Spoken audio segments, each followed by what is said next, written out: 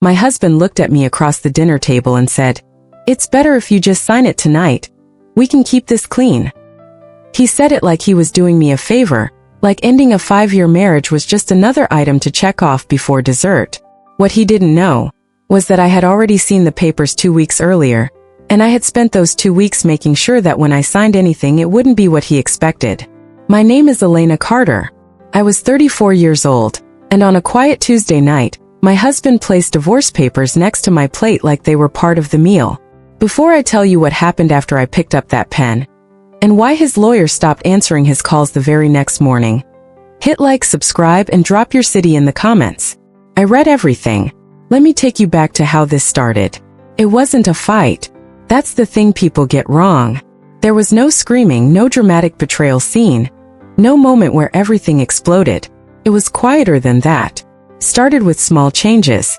Late nights at the office that didn't match his calendar. Phone calls he took outside.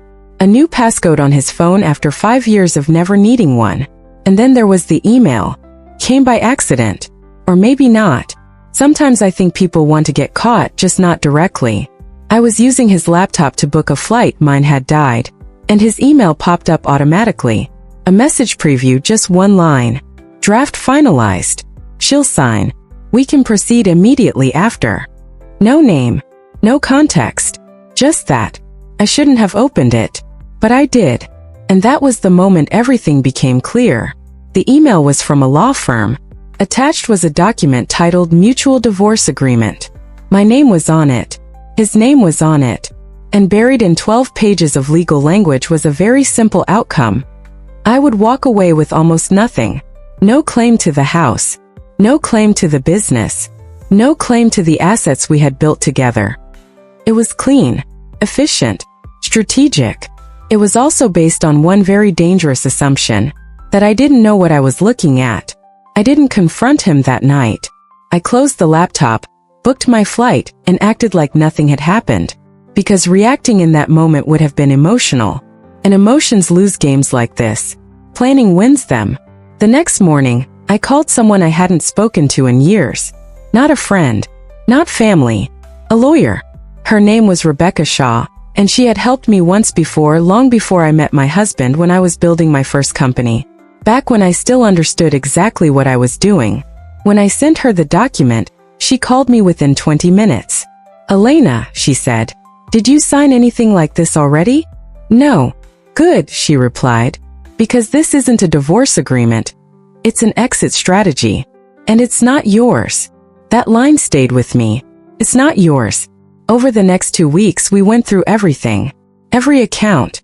Every asset. Every document I had signed since our marriage.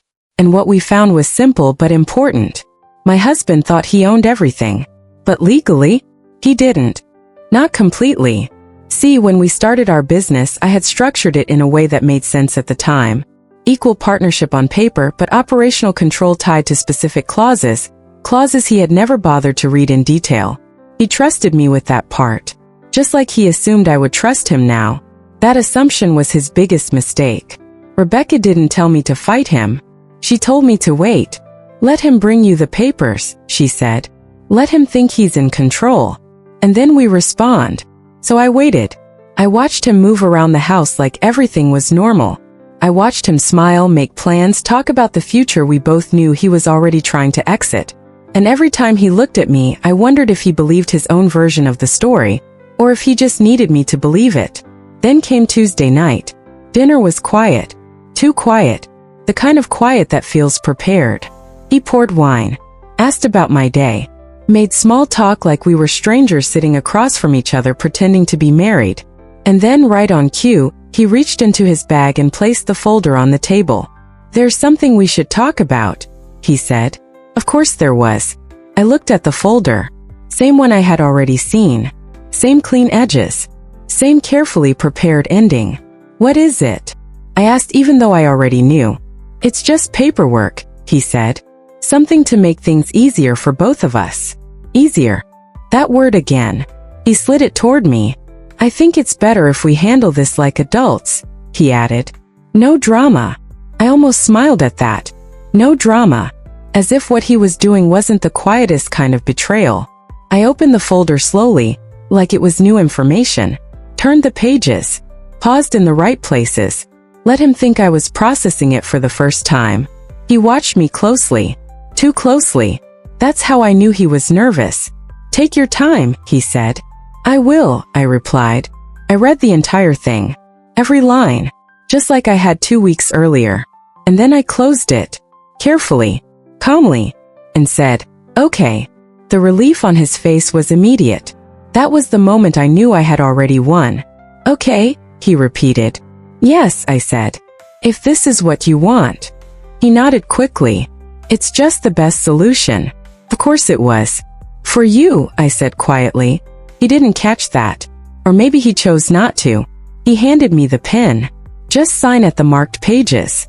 I took it, turned to the last page, looked at my name, and then I did something he didn't expect. I didn't sign.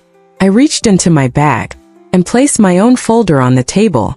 "Before I do," I said, "I think you should read this." He frowned. "What is that?" "Just paperwork," I replied.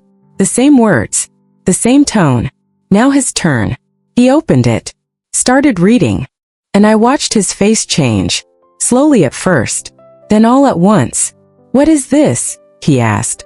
"That," I said calmly, "is the updated ownership structure of the company." He flipped pages faster. "That's not possible." "It is," I said. "You signed the amendments last year. You just didn't read them." Silence. Heavy. Real.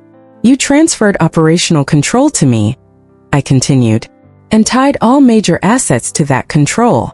He stared at the paper, then at me. "You tricked me." I shook my head. "No. I built something. You just didn't pay attention." He stood up. "This is insane." "No," I said quietly.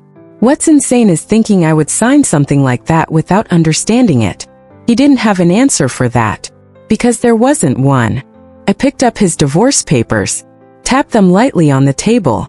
"I'll have my lawyer review this version," I said. "We can finalize something fair." "Fair?" he repeated. "Yes," I said. "For both of us. Not just him. Not just me. For the first time. Equal." He sat back down slowly. The confidence was gone. Completely. Because the truth had finally caught up with him. And it didn't need to be loud. It just needed to be clear. I stood up, picked up my bag, and walked toward the door. "Elena," he said. I stopped, but I didn't turn around. "We need to talk about this." I nodded slightly. "We will," I said. "Just not tonight." And then I left. No shouting. No scene. No chaos. Just a clean ending to a plan he thought only he understood.